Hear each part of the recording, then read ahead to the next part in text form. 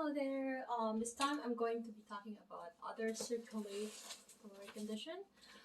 Any condition that are affecting the circulations of body, and it's going to be only a few. And then I'm going to be going to peripheral nerve lesions. Okay, so I'm going to be talking about Raynaud's disease and phenomenon, and also varicose veins. Okay. Um, and hemorrhoid maybe a little touch of it because those two can get comes together. So first off, I'm gonna differentiate what is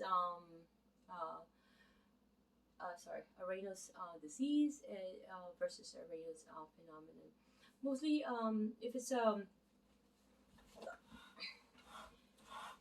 so if we say phenomenon, or it's more of like or a broader aspect. So it's more so this condition is a secondary to an underlying pathology. Let's say if somebody has a diabetes, just to mention a few, lupus or anything to that matter. I'll read some based on my list of the few factors.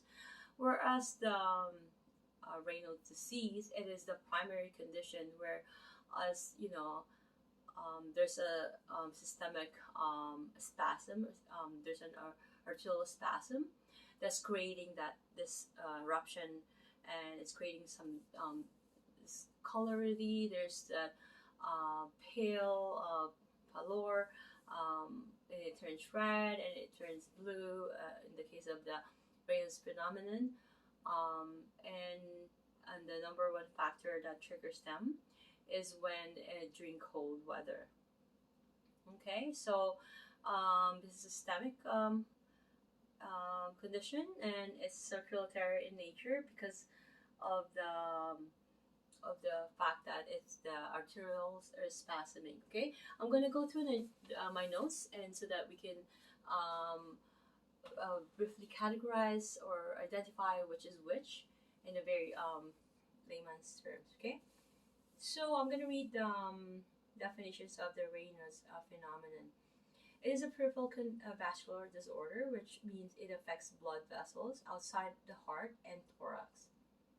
Okay, it occurs secondary to another underlying condition. Okay, like I said, and these lying condition could be occlusive arterial disease. It could be the arteriosclerosis. It could be a connective tissue diseases, as I have mentioned, the lupus, or a systemic scleroderma, scleroderma, and Raynaud's phenomenon is frequently the earliest symptoms for these. And I have said the lupus. So we have to be aware. We have to be cautious, right? So thoracic outlet syndrome, and other compression syndrome. Why? Because I'm going to be talking about thoracic outlet syndrome. It's because it's compressing on the brachial plexus, which could also affect the sensation and there's color and other impairments that could be happening. Okay, so pulmonary hypertension. This one here, it could, could be affecting, Raynaud's phenomenon as well. Myoedema and Berger's disease. What's happening with the Berger's disease is there's that thromboangiitis obliterations, that is a chronic inflammation of the blood vessels in the limbs and extremities. Okay, so what's happening there is that specifically, sorry, the legs and feet. There's that thrombus formation. It's really more so with smoking. Okay. Okay, so previous vessel injury through frostbite or trauma, and that could be a factors, secondary or underlying condition. Occupational cause, such as the use of vibrating tools or continuous exposure to hot and cold temperatures, such as with butchers and kitchen preparation stuff. Okay, usually, okay, if you are diagnosed with Raynaud's phenomena, um, any medical intervention, what should happening is we have to fix the primary condition um, that's making your Raynaud's phenomena first of all, right?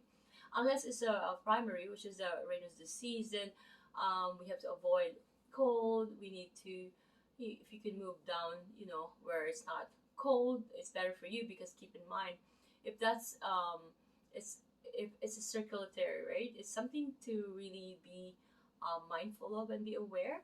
Okay, so now I'm going to be talk about the Raynaud's disease or the definition of it. So Raynaud's disease is a term used to denote arterial spasm and symptoms similar to Raynaud's phenomenon when there is no underlying related condition and the blood vessels appear normal. Okay, so that's the differentiating factor. So if there's no underlying condition and all the vessels appear normal, there's no any other sorts of incompetency in terms of the arterial um, how do you call distribution, then it is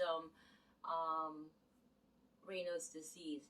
Whereas if there's an underlying condition that I have mentioned before, such as how do you call it, the lupus or anything that could be the primary disease, and then Raynaud's phenomenon is just a secondary because it's a systemic. And it just will complicate things, and Raynaud's is another condition that will follow through condition after condition, complication after complications.